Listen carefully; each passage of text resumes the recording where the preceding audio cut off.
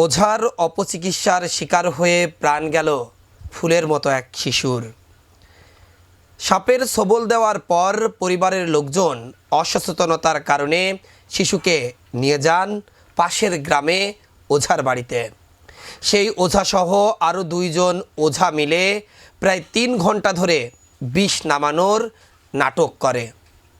এক পর্যায়ে শিশুটি যখন অচেতন হয়ে যায় তখন ওই ওঝারা হাসপাতালে নেওয়ার পরামর্শ দেয়। হাসপাতালে যতক্ষণ আনা হয় শিশুটিকে, ততক্ষণে শিশুর জীবন প্রদীপ নিভে গেছে চিরতরে। কোল সম্প্রদায়ের মানুষ তারা, পরিবারের কেউ কখনো স্কুলে যায়নি। হাসপাতালে সাপে কাটা রোগীর চিকিৎসা করা হয় এটাও তাদের কাছে অজানা। গরিব অসহায় এই পরিবারটি তাদের আদরের সন্তানকে হারিয়ে পাগল প্রায়।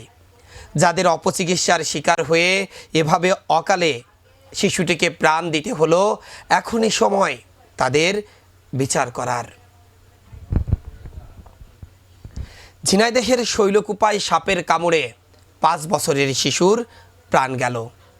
ঝিনাইদহের শৈলকুপা উপজেলায় সাপের কামড়ে রোহিত বেদ 5 নামের এক শিশুর প্রাণ গেছে। শুক্রবার বিকালে উপজেলার মদনডাঙ্গা বাজার এলাকায় এই ঘটনা ঘটে। নিহত রোহিত বেদ কুষ্টিয়া মিরপুর উপজেলার রেল স্টেশন এলাকার সজল বেদের ছেলে। বর্তমানে পরিবারের সঙ্গে সে শৈলকুপার মদনডাঙ্গা বাজার সংলগ্ন এলাকায় বসবাস করছিল।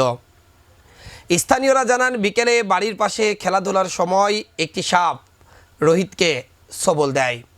এরপর পরিবারের সদস্যরা তাকে হাসপাতালে না নিয়ে প্রথমে স্থানীয় 2 ওঝার কাছে নিয়ে যায়।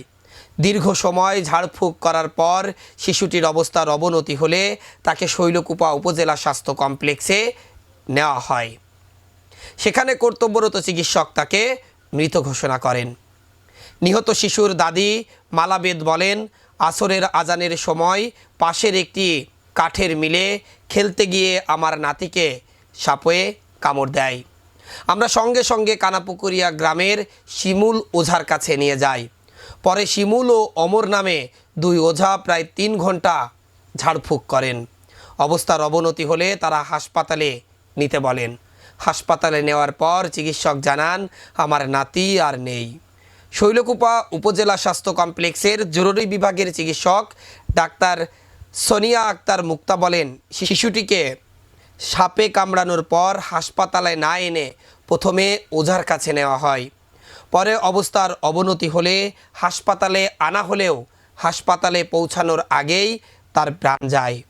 আমরা তাকে মৃত অবস্থায় পেয়েছি।